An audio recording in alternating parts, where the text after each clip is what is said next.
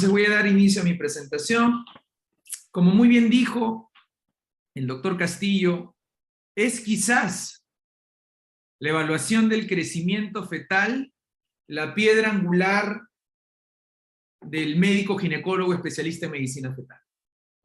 Es quizás la evaluación del crecimiento fetal la piedra angular, la base de todo médico ginecobstetra especialista en medicina fetal. Y la pregunta es ¿por qué? Porque la mayoría de complicaciones relacionadas con el crecimiento fetal son predecibles, diagnosticables y manejables, siempre y cuando se tenga una evaluación por un médico personal entrenado, o sea, médicos ginecólogos, con un equipo adecuado y con el concepto de la integración de diversos parámetros para definir esta enfermedad, para predecirla y para obviamente manejarla. Y en eso no solamente interviene el médico ginecobstetra, sino también intervienen otras disciplinas, fundamentalmente la neonatología, y en este campo también influye mucho el lugar donde se maneja a estos pacientes o estas pacientes que tienen algún problema con su bebé en el crecimiento fetal. Si bien es cierto, la charla que tenía programada era sobre el diagnóstico y manejo de la restricción del crecimiento fetal, me tomé la libertad de incluir la predicción, porque considero importantísimo tener en cuenta cómo predecir esta enfermedad, cómo diagnosticarla y finalmente cómo manejarla. Y ya que es un tema muy amplio, del cual obviamente todos los que estamos aquí en la sesión y a los cuales agradezco su presencia esta noche,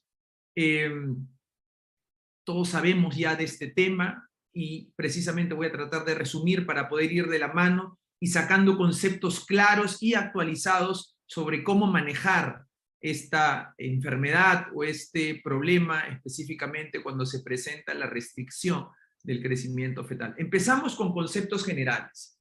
¿Qué tenemos que entender en conceptos generales? El siguiente doctor, que es el doctor Rubén Huaraz, va a hablar sobre lo que es la auditoría en crecimiento en la medición del peso fetal. Y el primer concepto es entender que nosotros no colocamos una balanza dentro del útero para calcular el peso del bebé. No colocamos una balanza dentro del útero para calcular el peso del bebé. Eso quiere decir que el cálculo del peso fetal es operador dependiente. Es operador dependiente. Eso quiere decir también a su vez que mientras más entrenado estemos, mejor va a ser la evaluación que nosotros podamos tener en cuanto al cálculo del peso fetal. Ese es el primer punto. Darle importancia al entrenamiento. Darle importancia a cuántas ecografías yo realizo para tener una mayor precisión en la medición de estos bebés. Pero el segundo punto más importante que quizás no se suele tocar en las charlas de crecimiento fetal y personalmente, como también para muchos doctores es el más importante, es la determinación de la edad gestacional. Porque si no tenemos una edad gestacional adecuada, vamos a sobreestimar o subestimar el crecimiento del bebé y vamos a caer con las famosas conclusiones a las 28 semanas de gestación única activa de 27 semanas, 3 días por biometría fetal. Cuando el bebé tiene 29 semanas, 5 días, por fecha de última regla, o si no la tiene, por una ecografía del primer trimestre. Pero como no tenemos a la mano en un sistema de salud en el cual está muy dividido y la misma paciente no recuerda bien o no sabe lo que es un due date, una fecha probable de parto, y no le damos esa educación también a nuestras pacientes, tenemos que cuando le evaluamos en el segundo trimestre, no tenemos la información del primer trimestre y la paciente no recuerda su última regla, o que es lo peor, que recuerda una última regla que no es confiable. Entonces nos dice una última regla, nos hace creer, o mejor dicho, creemos nosotros que es una regla confiable y después nos damos cuenta que el crecimiento no compatibiliza.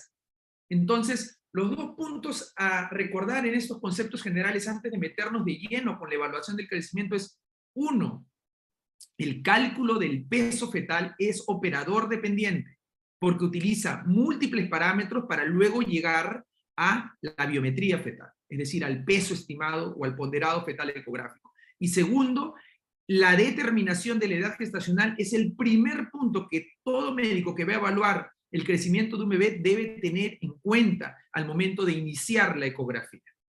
Basándonos en ese concepto, nacen los percentiles, es decir, tomando como promedio el percentil 50 y los extremos de la normalidad, el percentil 10 y el percentil 90, vamos a tener que la mayoría de estos bebés van a estar creciendo adecuadamente porque están bien alimentados. Pero a pesar de estar bien alimentados, puede ser que su peso esté por debajo del percentil 10, pero están bien alimentados y están creciendo bien. Son los famosos pequeños para la edad gestacional. Pero en realidad, también hay bebés que a pesar de estar por encima del percentil 10, no se encuentran bien alimentados porque la placenta no funciona adecuadamente. Y otro punto a tener en cuenta es que en la evaluación del crecimiento fetal tenemos que sacarnos el chip que dice placenta buena, placenta mala, placenta funciona bien, placenta funciona mal. No, la placenta tiene un rango de funcionamiento y por lo tanto puede ser que no vaya a su plenitud, que no esté yendo tan bien, pero que funcione lo suficiente como para que el bebé no caiga por debajo del percentil 10. Pero ¿cuándo realmente es que este percentil 10 se hace importante? Cuando ya no solamente el bebé no está bien nutrido por una placenta que no es totalmente funcionante, sino que llega a tal punto que ya no oxigena bien al bebé. Y estos bebés entran en hipoxia. Y allí sí, la mayoría de estos bebés en hipoxia caen por debajo del percentil 10. Basándonos en eso, en este paper publicado en la revista Placenta, existe una revista que se llama Placenta, un journal que se llama Placenta, que nos habla sobre la restricción del crecimiento fetal. ¿Qué pasa de malo en la placenta? Vemos aquí al lado izquierdo una placenta con una buena oleada de invasión trofoblástica y una placenta con una mala invasión o desarrollo trofoblástico. Y ustedes van a darse cuenta que fundamentalmente hay dos problemas cuando hay un crecimiento fetal de origen placentario. Uno es el relacionado con la perfusión, es decir, qué tan bien ha penetrado o qué tan bien han penetrado esas vellosidades trofoblásticas. Y eso fundamentalmente en la parte ecográfica se manifiesta a través de la arteria umbilical. Pero luego tenemos un problema de difusión, es decir, aquellas placentas que han penetrado bien, pero que a lo largo de la gestación pierden en cuanto a sus vellosidades esa capacidad de difundir el oxígeno a través de sus vellosidades y por lo tanto esto se evalúa mejor con la arteria cerebral media de forma indirecta, obviamente de forma indirecta, y el parámetro que nosotros conocemos como el ratio cerebro-placentario viene a ser la combinación de ambas mediciones. ¿Qué nos dicen los lineamientos actuales? Publicados los últimos en el 2020, tanto en el SWOG como en el American Journal de Ginecobstetricia por la Sociedad de Medicina Materno-Fetal de Estados Unidos. Nos dicen lo siguiente, y esto lo van a encontrar ustedes allí en la misma revista. Este no es un cuadro que yo he elaborado, no. He agarrado una foto del paper y lo he puesto acá para que ustedes vean cómo hacen el manejo. Empecemos. Diagnóstico. ¿Cómo se hace el diagnóstico de restricción del crecimiento? Peso por debajo del percentil 10 o circunferencia abdominal por debajo del percentil 10. Punto. Simple, lo hace. La pregunta ¿es así como debemos diagnosticar? Y eso lo vamos a ir viendo ahora a lo largo de la presentación. O sea, si estás en el percentil 11, no tienes restricción de crecimiento. Si la barriga está en el percentil 11, no tiene restricción de crecimiento. Yo les hago una pregunta a todos ustedes, que es la misma que les decía a mis fellows en el diplomado de medicina fetal. Si yo tengo un bebé cuya cabeza está en el percentil 50, cuyo fémur está en el percentil 48, cuyo húmero está en el percentil 49 y cuyo perímetro abdominal está en el percentil 12, ¿habría o no un problema en ese bebé considerando que la paciente tiene 39 años de edad, tiene síndrome antifosfolipídico, el líquido amniótico está en el límite inferior normal, la placenta con 32 semanas luce con ciertas calcificaciones dispersas, pero según estos criterios no sería un bebé pequeño para la edad gestacional, porque la barriga está en el percentil 12 y no está por debajo del percentil 10. Y allí es donde les empiezo a dar el punto de la evaluación multiparamétrica en el crecimiento fetal. Edad materna, antecedentes obstétricos, edad gestacional, líquido amniótico, placenta, Doppler. Y no solamente la biometría fetal, sino el disgregado de cómo se encuentran los diversos parámetros. Recuerden que cuando hay un RSU de origen placentario, la barriga, el perímetro abdominal es quien fundamentalmente se afecta. Entonces, no es lo mismo tener un bebé en el percentil 12 con el perímetro abdominal en el percentil 8 que tener un bebé en el percentil 12 con el perímetro con el fémur y el húmero en el percentil 2 y la barriga en el percentil 30. Porque en ese caso este bebé está pequeño por otra causa. Y antes de seguir, establezcamos 3 puntos aquí. Un bebé está patológicamente pequeño fundamentalmente por 3 causas, nada más. 1, porque se está muriendo de hambre, porque la placenta no funciona. 2, porque hay un problema cromosómico genético, síndrome de Down. Y 3, cuando hay un problema infeccioso o anatómico, citomegalovirus, gastrosquisis, etc. Y la mayoría de los casos es por un problema placentario. Entonces, si la placenta es la que no funciona, fundamentalmente ese perímetro abdominal, por lo general, siempre va a estar disminuido. ¿Y cómo clasifican al RSU? Temprano, si está por debajo de 32 semanas. Tardío, si está por encima de 32. O sea, si tiene 32 semanas un día, es tardío. Pero si tiene 31 semanas 6 días, es precoz. Como que no guarda mucha lógica esta clasificación. Si bien es cierto, es sencilla, no guarda lógica. ¿Y cuándo hablamos de severo? Según ellos, cuando se encuentra el peso por debajo del percentil 3. O sea, si está en el percentil 5, no es severo, pero si está en el percentil 2, sí es severo. Repito, si tuviéramos una balanza, yo creería en este aspecto, pero no hay una balanza dentro del útero que nos diga que el peso es exacto. Esto es operador dependiente, quiere decir que lo que para uno es percentil 5, para mí es percentil 2 y para otro es percentil 11. Y todos aquellos que hacemos ecografía sabemos que incluso la variabilidad intraobservadora, es decir, si nosotros mismos volvemos a medir, es probable que nos vuelva a salir un percentil distinto. La diferencia o la variación en esa diferencia que nosotros tengamos en nosotros mismos es lo que hace que nosotros seamos exactos, que nosotros tengamos mayor precisión. Entonces, insisto, en la evaluación multiparamétrica que más adelante les voy a presentar para poder predecir, diagnosticar y manejar el RSU.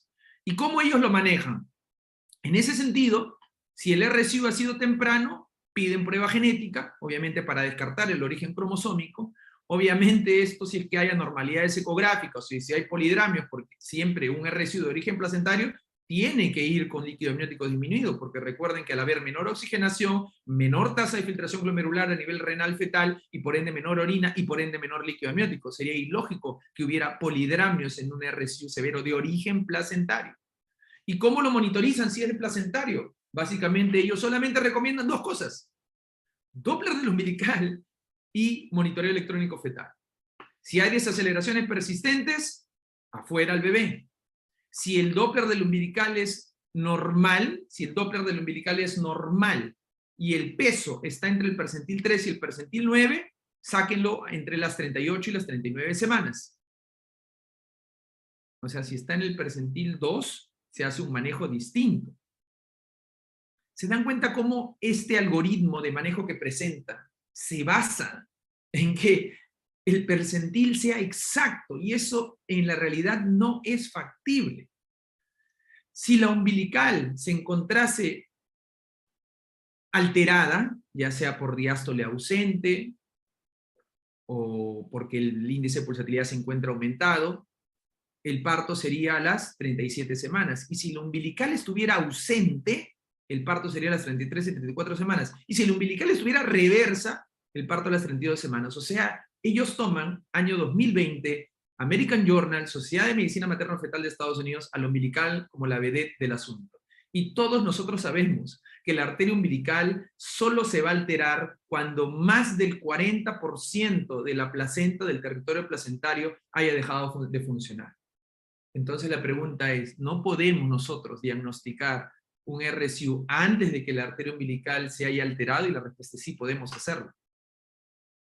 Hay que entender no solamente la mecánica del Doppler, sino también entender cómo obtenerlo, es decir, el parámetro ecográfico, cómo tener la parte física del Doppler, pero también la parte fisiológica. Saber que son 2 arterias umbilicales, saber que existe una anastomosis de Hirtel en la inserción del cordón umbilical, en la placenta, 1 centímetro entre las 2 arterias umbilicales que hace que la presión se equipare entre ambas. Entender que la arteria umbilical es también alterable o modificable debido a la respiración, movimientos fetales, movimientos maternos, al mismo operador, también es operador dependiente.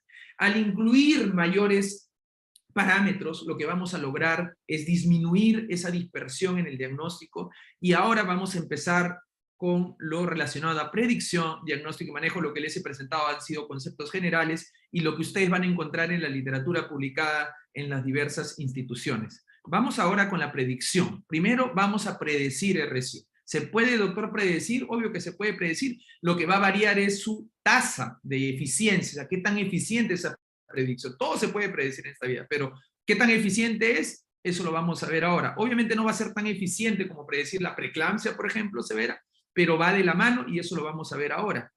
Recordando que lo que nosotros buscamos con la predicción de la restricción del crecimiento fetal es evitar dos cosas. Primero, la muerte del bebé dentro del útero. Nosotros buscamos prevenir los óbitos fetales, primer punto. Y segundo punto, buscamos prevenir la programación fetal, es decir, buscamos prevenir que un bebé al desarrollarse tan pequeño y sacarlo a las 31 semanas porque ya tenía todos los parámetros Doppler y hemodinámicos alterados, luego cuando nazca sea un ser humano que en la adultez desarrolle problemas cardiovasculares, problemas hormonales, y problemas cardiovasculares también, como mencioné, debido a esta programación que hizo dentro del útero para poder sobrevivir, esta adaptación que tuvo que hacer para poder sobrevivir. Entonces, ¿qué es lo que ocurre? La mayoría de los bebés que lamentablemente fallecen entre las 24 y las 32 semanas, o sea, lo que se les llama la restricción de crecimiento temprano, como ustedes han escuchado que se le llama, el 71% efectivamente se encontraban por debajo del percentil 10. Y es ahí de donde viene que ese RSU precoz es fácil de fácil diagnóstico, pero de difícil manejo, porque obviamente no vas a sacar un bebé a las 28 semanas. Tienes que tratar de llevarlo lo más tardío posible. Pero miren lo que pasa en la parte tardía. Aquellos bebés que fallecen, lamentablemente, a las 36, 38 semanas, solo el 27% de estos bebés se encontraban por debajo del percentil 10. ¿Y por qué ocurre esto? Fundamentalmente porque la biometría fetal es más persistente, tiene menor variabilidad interobservador e intraobservador cuando el bebé es más pequeño. Por esa razón la longitud coronal en el primer trimestre es universal para todos, porque donde le pongas, todos vamos a tener casi la misma medida. Pero mientras más grande sea el bebé, hay mayor dispersión en la biometría fetal, en el peso del bebé. Por eso insisto en que basarnos en solamente percentil 3, percentil 10, y si está en el percentil 11 ya no es RSU, es un error, porque llevaría a confiarnos en que el bebé está sano cuando en realidad no lo está. Entonces, si sabemos que eso ocurre, debemos prestar mayor atención a aquellas mamás que tengan mayor riesgo de desarrollar RSU. ¿Y cuáles son entonces esas mamás?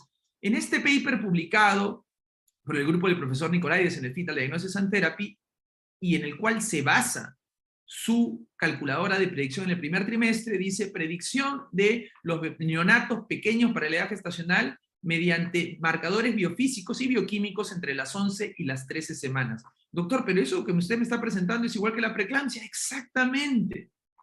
Es decir, utilizando el mismo esquema de predicción de preeclampsia en el primer trimestre, podemos hacer la predicción de RSU, de la restricción de crecimiento fetal. Y esto incluye involucrar factores de riesgo maternos, presión arterial media, Doppler de arterias uterinas, si es que se pudiera el placental growth factor y el PAPA, la hormona asociada a la gestación tipo A, y esto obviamente nos va a dar tasas de detecciones que no van a ser tan altas como la preeclampsia, pero que sí definitivamente nos sirve hasta en un 60% para detectar estos RSUs que aparecen antes de las 32 semanas, que por lo general van de la mano con la preeclampsia y de hecho constituyen uno de los parámetros de severidad de la preeclampsia. Entonces, doctor, pero esto es una parte teórica, a mí llévemelo a la parte práctica. Estoy ahorita en mi consultorio, doctor, y viene la paciente y tiene un antecedente de haber tenido un embarazo previo con RSU y me dice, doctor, necesito que usted me haga un pronóstico si yo voy a tener o no, o cuál es el riesgo de que en este embarazo yo tenga RSU. Entonces, para eso, lo que nosotros vamos a hacer es ingresar a la página web de la Fetal Medicine Foundation, colocar aquí en la sección donde dice Calculators, calculadoras, y hay una que dice predicción de riesgo. Y luego van a ingresar a la parte que dice restricción del crecimiento fetal. Ingresan a la parte de la restricción del crecimiento fetal Este se basa en el artículo que les he presentado, en el Fetal Diagnosis and Therapy. Van a colocar la edad materna, el peso materno, la talla materna, van a colocar la raza de origen. Doctor, ¿ponen caucásica? Sí, también hay raza mixta, donde estaríamos nosotros, los mestizos. Hay para colocar diabetes, si es que tiene hipertensión crónica, lupus eritematoso, si es que fuma, y el modo de concepción, si es espontáneo, si es IVF, o sea, fertilización in vitro, porque recordemos que la fertilización in vitro tiene mayor riesgo de desarrollar RCU. Y luego colocamos aquí también, en el anterior, cómo ha sido la historia obstétrica previa, es decir, si es nulípara o si ha tenido un bebé con antecedente de bebé pequeño, y allí es donde vamos a colocar el bebé con antecedente pequeño. Colocamos luego la longitud corononalga que estamos allí evaluando, porque recuerden que la paciente está llegando para su ecografía de las 12 semanas y nosotros le estamos ofreciendo la oportunidad de también calcularle el riesgo de que esta paciente en este embarazo desarrolle RCU.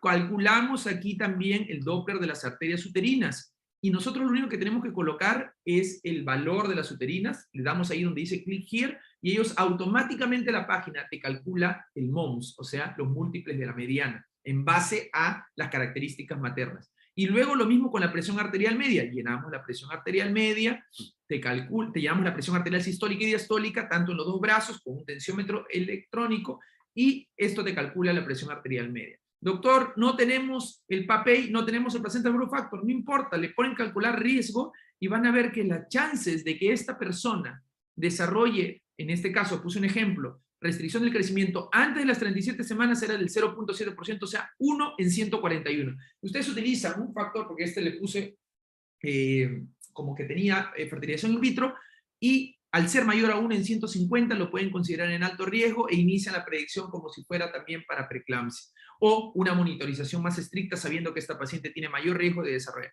¿Qué pasa si yo colocara, por ejemplo, el PAPEI y el placental growth factor? Coloco 1.1, 1.5, eso me viene la bioquímica, eso ya sale automáticamente, y ese riesgo de 1 en 141 se hace baja a 1 en 285. O sea, esta es la forma práctica de en el primer trimestre predecir preeclampsia. Doctor, ¿y qué ocurre en el segundo trimestre? La paciente llega en el segundo trimestre. ¿Tengo que volver a reevaluar? Por supuesto que se puede volver a reevaluar. Solo que en este caso vamos a utilizar la historia materna nuevamente, vamos a utilizar la biometría fetal que tengamos a las 21 semanas, 22 semanas, cuando están haciendo la ecografía morfológica, y recuerden que estadísticamente esta biometría fetal se va a convertir en score Z, en Z-scores, para poder calcular los parámetros estadísticos y todo este riesgo. Mientras que también vamos a evaluar la arteria uterina, y la arteria uterina sí se calcula en MOMS, de acuerdo a las características maternas. Y doctor, ¿cómo se hace esto en el segundo trimestre? Ingresan nuevamente calculadores, ingresan nuevamente a predicción de riesgo y ingresan a la parte que dice Small for Gestational Age, que es la parte nueva que acaban de publicar, que se basa en un artículo publicado el año pasado. Y en base a eso llenan ustedes. La paciente tiene 20 semanas, 5 días, le evaluamos el día de hoy, 16 de agosto, mide 1,70 m, pesa 70 kilos, es raza mixta, no fuma durante la gestación, es un embarazo espontáneo, no tiene ninguna enfermedad obstétrica excepto lupus eritematoso sistémico, tiene una paridad, no es nulípara, donde en su anterior previo no ha tenido preeclampsia, no ha tenido óbito fetal, fue en el 1 de marzo del 2018, ellos automáticamente calculan el periodo intergenésico, se pone la gestación en la cual nació, que fue 37 semanas 3 días, y pesó 2.950, se calcula automáticamente el Z-score de esa gestación, luego colocamos las medidas de esta gestación, 395 gramos, colocamos la uterina, y colocamos el periodo que queremos evaluar, la posibilidad de que este bebé nazca pequeño. Entonces yo pongo 32-37, quiero evaluar la posibilidad de RCU tardío, y le dan calcular risk, y automáticamente la calculadora les va a dar un riesgo de que este bebé pueda desarrollar RCU entre tal y tal semana de gestación. Entonces no les estoy presentando solamente la parte teórica, sino también la parte práctica de cómo predecir en el segundo trimestre. En el tercer trimestre, la predicción básicamente, para ver si en las siguientes semanas va a desarrollar o no un problema de restricción de crecimiento, que es fundamentalmente una alteración del potencial del crecimiento. Obviamente la biometría va a intervenir, eso es de hecho, va a intervenir la historia materna también de hecho, pero aquí ya no, lamentablemente, sirve las arterias uterinas. A partir de las 36 semanas la arteria uterina ya no sirve. Entonces lo que nosotros tenemos que utilizar, a pesar que he visto que hay muchos médicos que suelen hablar de que el ratio cerebro-placentario no sirve, que por aquí, por allá, en realidad, obviamente, si tú lo tomas como un factor aislado, nunca va a servir. En cambio, si lo incorporas dentro de una evaluación que incluya la historia materna, la biometría fetal, como un parámetro adicional, por supuesto que sirve el ratio cerebro-placentario por debajo del percentil 10, evaluado entre las 35 y 37 semanas, para predecir en las siguientes semanas, en las siguientes 2 semanas y en cualquier estadio de lo que sigue, la posibilidad de desarrollar intrauterine demise, o sea, muerte óbito fetal, y neonatal demise, considerando, como les vuelvo a repetir, no solo el ratio cerebro-placentario, sino también la edad materna, la historia materna y la biometría fetal evaluada. Entonces, ¿cómo diagnosticamos el RSU? Fundamentalmente hay que saber evaluar el crecimiento fetal, hay que saber evaluar el Doppler fetal, y ustedes tienen las calculadoras también allí en la página de la Fundación, y entender que la restricción de crecimiento fetal como concepto es una falla en el potencial genético del crecimiento del bebé. Y que por lo general se encuentra por debajo del percentil 10, pero no excluye a aquellos bebés que se pueden encontrar en el percentil 15, en el percentil 20 o en el percentil 30. Y no implica que aquellos bebés que están en el percentil 5 tengan RSU, porque eso va a depender mucho de los diversos parámetros que les he incorporado. La biometría fetal es un parámetro más, obviamente, el más importante dentro de la evaluación del crecimiento fetal. Y este cuadro sirve para decir lo que básicamente les dije. Muchos de los bebés que nosotros sospechamos que tienen RSU en realidad no lo son. Primero, porque no tienen una edad gestacional correcta. Segundo, porque muchas veces la madre mide 1,52 m, especialmente en nuestro país, y el padre mide 1,65 m. Tercero, porque la mayoría de esos casos, fundamentalmente al no tener una buena edad gestacional que recuerden o no ser confiable, se pierden durante la evaluación y por lo tanto a veces llegan y nuevamente hay que empezar y muchas veces por los tiempos del sistema hacen que colocamos esa bendita palabra de la biometría fetal. Entonces, cuando nosotros hablamos de aquellos RSU verdaderos, es decir, donde hay un potencial de crecimiento, la mayoría de ellos, el 80% de ellos, es de origen placentario. Y solamente un 20% ya sea de origen cromosómico o de origen infeccioso.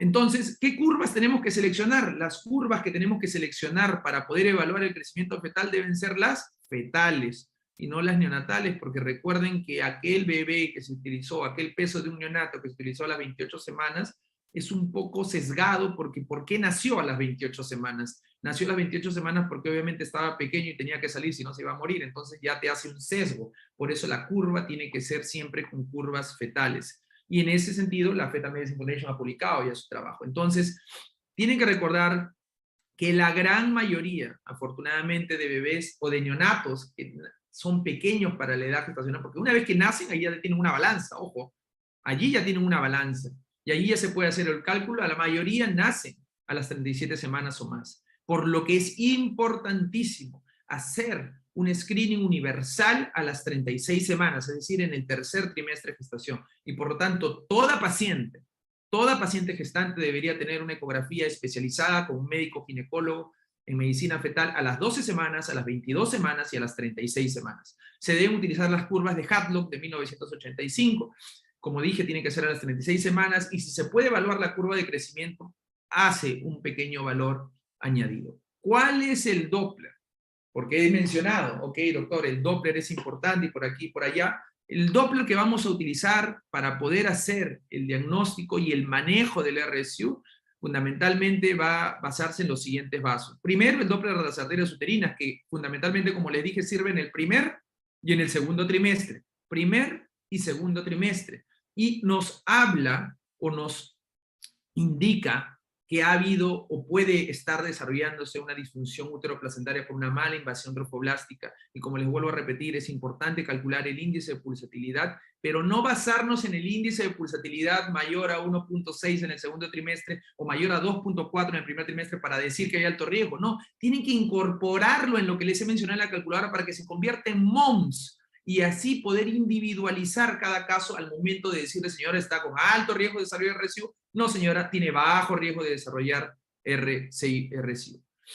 El siguiente vaso que tenemos que ver es la arteria umbilical, la que se lleva siempre todos los parámetros. Y en la arteria umbilical hay que tener mucho cuidado con qué clasificación o con qué tabla vamos a hacer, si es la del FMEF, la de Arduini, la de Parra, etcétera, etcétera. Así que hay que tener mucho cuidado. Por lo tanto, es importante no solamente evaluar la diástole, sino también evaluar el índice de pulsatilidad. Y otra cosa, entender que esta arteria umbilical tiene que ser medida en el free loop, en la asa libre. Si la miden muy cercana a la vejiga, falsamente el índice de pulsatilidad va a estar aumentado. Si la miden muy cercana a la inserción de la placenta, va a estar falsamente disminuido ese índice de pulsatilidad. La historia natural del deterioro hemodinámico es que primero aumente la pulsatilidad, o sea, el índice de pulsatilidad, como ustedes pueden ver aquí. Entonces yo no necesito medir realmente para darme cuenta que eso está puntiagudo y que esta pulsatilidad está aumentada. Mido, obviamente, para luego demostrarlo. Y lo otro es que luego, tanta es la resistencia a nivel placentario que el flujo en diástole, es decir, cuando no hay bombeo, se hace ausente, ya no pasa, no atraviesan la puerta de la placenta. Y por esa razón, la arteria umbilical que refleja funcionamiento placentario se hace ausente. Y finalmente, la diástole reversa. Es decir, ya no solamente no entra, sino que rebota y en diástole se hace reverso. Y obviamente eso implica que esa placenta está con múltiples calcificaciones y ya no deja pasar absolutamente nada. La arteria cerebral media es importante, por supuesto que es importante. Por supuesto que es importante. Porque nos habla de centralización del flujo.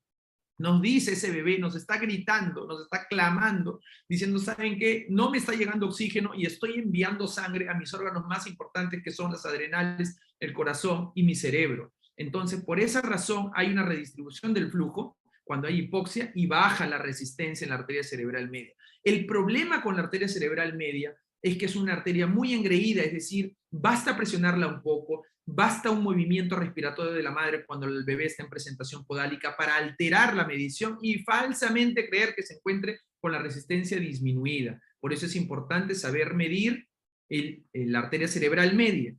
La pregunta aquí cae por su propio peso. Doctor, ¿debemos medir a todas las pacientes en el tercer trimestre, así están en el percentil 60, la arteria umbilical y la arteria cerebral media? Y la respuesta es sí. No porque estadísticamente me vaya a cambiar en algo el manejo, porque si el líquido está normal, y como digo, es una evaluación multiparamétrica, con un crecimiento normal, una madre sin factores de riesgo, para poder desarrollar la mano, para que cuando llegue el momento de enfrentar a un bebé que realmente tenga RSU, nosotros tengamos la mano diestra, es decir, tengamos la destreza adecuada para poder hacer estas mediciones.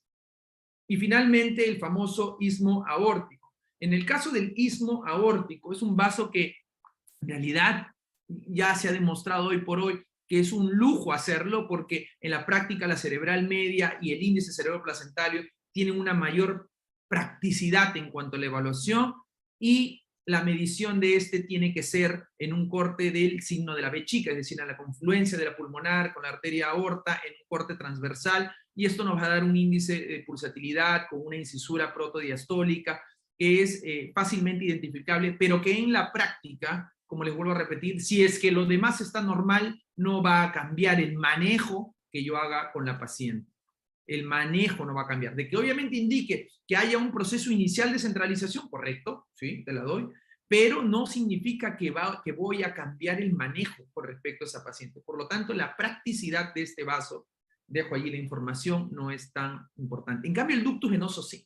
Porque el ducto venoso en una paciente con 29 semanas que tiene la umbilical alterada, el líquido amniótico disminuido, me va a hablar a mí de mortalidad, y por lo tanto tengo que hacerlo para saber si tengo que sacar al bebé o no, porque si no se me va a morir adentro, sabiendo que la prematuridad es uno de los enemigos que voy a tener en el manejo del RSU de origen temprano. Por lo tanto, para terminar y para ir resumiendo, el daño placentario, es decir, los RSU de origen placentario, alteran primero la impedancia en el flujo sanguíneo placentario, y esto se manifiesta a través de la arteria uterina. La perfusión se identifica a través de la arteria umbilical, baja el crecimiento, obviamente porque la placenta no funciona, y el bebé compensa hemodinámicamente. Al compensar hemodinámicamente hace centralización, primero a través del istmo aórtico, ya luego expresamente a través de la arteria cerebral media, y finalmente ante la falta de oxígeno se descompensa hemodinámicamente, y eso se traduce en una alteración del ductus venoso, que finalmente,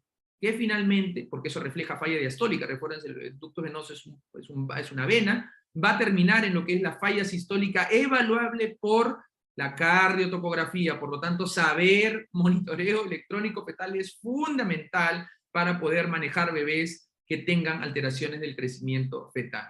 Y finalmente, ¿cuál es el manejo? El manejo lo pueden ustedes resumir en este cuadro. ¿Qué significa, doctor? Ya tengo el diagnóstico de RSIO. Y la paciente aparte tiene preeclampsia severa, ese bebé tiene que salir porque la madre se me está muriendo. El ducto venoso está reverso, es viable, afuera el bebé, porque dijimos que tiene una alta mortalidad en las siguientes 48 horas. Hay desaceleraciones repetitivas en el monitoreo electrónico fetal a partir de las 26 semanas, cuando ya está integrado el sistema simpático y parasimpático a nivel del corazón, porque si ustedes lo hacen antes, van a sacar al bebé innecesariamente. Recuerden que el monitoreo electrónico fetal tiene que interpretarse recién a partir de las 26 semanas o 28 semanas, porque recién allí el sistema nervioso cardíaco ya está integrado, ya está empezando a madurar. Si hay una variabilidad mínima en el monitoreo electrónico fetal, a partir de las 29 semanas, ese bebé sale. Si la umbilical presenta flujo reverso, aparte de tener RSIU, a las 30 semanas, y si el flujo es ausente o diastólico, el flujo diastólico es ausente del umbilical a partir de las 32 semanas, si está aumentado, o sea, hay RSIU con aumento del índice de pulsatilidad de la umbilical después de las 34 semanas, obviamente todo esto considerando también la cerebral media, por supuesto. Si se encuentra por debajo del percentil 3, solo por debajo del percentil 3, no doctor, pero no tiene la umbilical alterada, bueno, no la tendrá con la diástole ausente, pero el índice de pulsatilidad está en 1.55 y la cerebral media está en 1.10. A ese bebé hay que sacarlo apenas cumpla 37 semanas. Y si el peso está entre el 3 y el 10, el índice cerebroplacentario se encuentra por debajo del percentil 5, la cerebral media está alterada también por encima de las 37. Con este cuadro, ustedes pueden tener una idea y el manejo continuo de los pacientes de cómo llevar a cabo un RSIU. Doctor, llévelo esto a la práctica. Si lo llevamos a la práctica, entran a la misma página, pero ya no entran a Prediction of Risk, entran a la parte que dice Assessment and Management y entran a la parte que dice manejo del bebé pequeño. Y ustedes hacen lo siguiente. Colocan la edad gestacional. Doctor, tengo una paciente de 34 semanas, 3 días, donde el bebé está en el percentil 6 porque pesa 2.100 gramos. La paciente no tiene preeclampsia, la umbilical está todavía con la diástole positiva, pero el índice de pulsatilidad está en 1.14, lo cual lo pone en el percentil 91. La cerebral media está en 1.56, o sea, está en el percentil 13, y el ratio cerebro-placentario, yo lo pongo, lo calcula, mejor dicho, todo lo que está en gris, automáticamente lo hace la calculadora, lo pone en el percentil 4. Me preguntan, ¿el ducto venoso está ausente? Positivo, doctor. ¿Y el índice pulsatilidad está en 0.56? Percentil 81. ¿Cómo está el líquido amniótico? 4 centímetros, perfecto. Entonces aquí ustedes tienen la tabla y ven dónde está este bebé pesando. Y la consulta me llega a mí porque me preguntan, doctor Gil, ¿qué hago con esta paciente? Entonces, una vez que yo he llenado esos datos, pongo, ¿cómo está el monitoreo electrónico fetal? ¿Hay desaceleración repetitiva? No, doctor. ¿Cómo está la variación? Está en 5 milisegundos, perfecto, o sea, no está aplanado. Incorporamos, porque hay algunas sociedades que incorporan el perfil biofísico fetal. Doctor, no me acuerdo cómo calcularlo. Perfecto, pon calcular y la calculadora te va a decir, ok, ¿tiene el tono fetal presente? ¿Cómo están sus manitos moviendo? Si abre y cierra, perfecto. ¿Hay movimientos de los bebés? Sí, hay movimientos corporales del bebé. ¿Hay movimientos respiratorios? ¿Ustedes ven el diafragma cómo sube y baja? Sí hay. Ya dije que el pozo vertical mayor está en 4 centímetros. ¿Está la frecuencia cardíaca reactiva? Sí, está reactiva. Perfecto, perfil biofísico fetal 10. Listo. Automáticamente la calculadora te dice cuáles son los hallazgos. Los hallazgos son arteria umbilical con pulsatilidad incrementada, ratio placentario bajo y un perfil biofísico, pero con un perfil biofísico normal. ¿Cuál es el manejo sugerido? Primero, le voy a hacer un monitoreo 2 veces por semana y segundo, la vuelvo a ver ecográficamente en 2 semanas. Y punto. Si ustedes empiezan a hacer esto diariamente con todos sus pacientes, va a llegar un momento en que no necesiten la calculadora porque ustedes ya van a estar totalmente acostumbrados a manejar estos pacientes y ya van a tener el manejo en la cabeza. Pero si ustedes se han dado cuenta, tanto en la parte anterior como en esta, miren todos los parámetros que se utilizan para poder manejar el RSIO. Como conclusión, mi diagnóstico final es el siguiente. El Doppler es una herramienta fundamental a pesar de lo que digan muchos doctores en Estados Unidos que dicen que el Doppler no sirve. El Doppler es importantísimo y es la piedra angular en el manejo del RSIO. Se necesitan tablas que calculen la biometría fetal fetales. 36 semanas es mejor que 32 semanas para el ultrasonido de rutina. No hay un valor muy aditivo de la velocidad de crecimiento cuando se hace entre 20 y 36, sí, cuando hay entre 28, 32 y 36. Y la importancia de la combinación del ratio cerebroplacentario y el estudio de Doppler de las arterias uterinas en el primer y segundo trimestre y el ratio cerebroplacentario en el tercer trimestre para poder manejar el RSIO. Muchísimas gracias.